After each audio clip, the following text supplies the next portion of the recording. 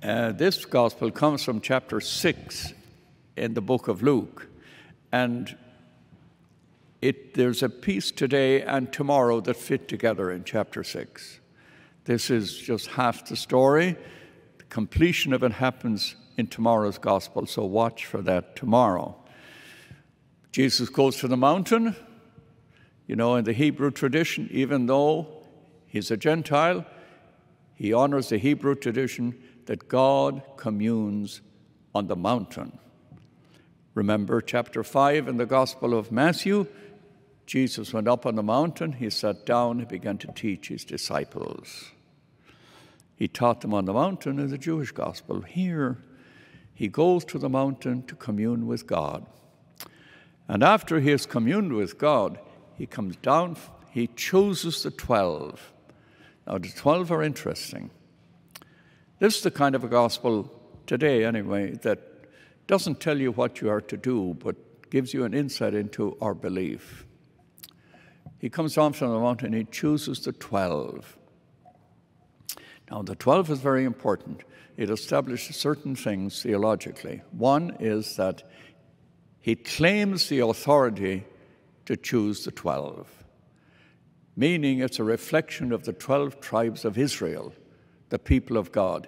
Therefore, he builds a nexus, a connection between the people of Israel and the new Israel in the 12 apostles. So first of all, it establishes the divine authority of Jesus in choosing the 12, just as the God of the Israelites chose the 12 tribes in the Old Testament. The 12 are interesting because they appear in Matthew, Mark, and Luke, but and by the way, they're also mentioned in the Acts of the Apostles, which was written by Luke. And the 4 times they're mentioned, they're never all the same. Peter, Andrew, James, and John, the early ones, are consistent in the groups named. But when you get down to the last part, they're all different. Not one of them is the same as the other, which tells, when the very early church was remembering this teaching of Jesus, when they got down to the last part of the disciples, they didn't remember exactly who they were, so there are variances there. The 12 are very important. Now, some scholars will believe this is the founding of the church. Others will believe it's next Sunday's gospel, the founding of the church, where Jesus says to Peter, "You are the rock, on this rock I will build my church. The gates of hell shall not prevail against it. I will give to you the keys of the kingdom of heaven." That's next Sunday's gospel. Others will say, no. The beginning of the church was Pentecost, when the Holy Spirit came upon them. Well, we can talk that way through, but here we have the establishment of the 12. 12 is very important. Now, how important is it? Well, John doesn't give them any attention. Actually, he mentions the 12 4 times in the Gospel of John, but he never names the 12. Now, that's important because John's Gospel comes very late, about the year 85, the last of the Gospels. By then, it would appear that the identity of the 12 is not as critical as it was earlier. They're mentioned in the Acts of the Apostles, and the 12 is important to Luke because in the Acts of the Apostles, you might remember, since Judas dropped out, they needed to fill out the 12. So they drew lots, and Matthias was elected, and it filled the 12. So the 12 becomes very, very important. That's the foundation of our community, which in some ways we have to believe that each and every one of us is called by God in a vocation which is unique to each person. Each and every one of us has a vocation, and we are called and anointed and sent to live out a certain vocation in life. Now, you'll see tomorrow, remember the continuation of this gospel here. that we have what's called the Sermon on the Plain. Matthew has a Sermon on the Mount.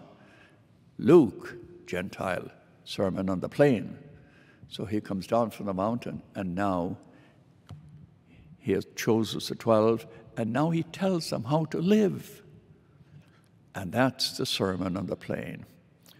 Now, it's a reflection of Matthew's Sermon on the Mount, although Matthew's one has 3 chapters, 109 verses, very long in Matthew.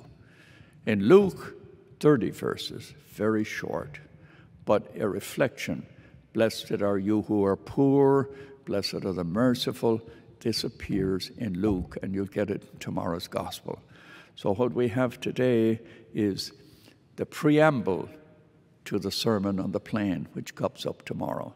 So today it's a teaching about the establishment of the 12 tribes of Israel in the persons of the 12 apostles, the new Israel, meant by divine providence, established by Jesus, who asserts his divine authority in appointing these 12. Now, why did he choose these 12? They're massively imperfect. They will all abandon him. I mean, they'll show all sorts of crisis in their lives, but still they were chosen, even how imperfect they were.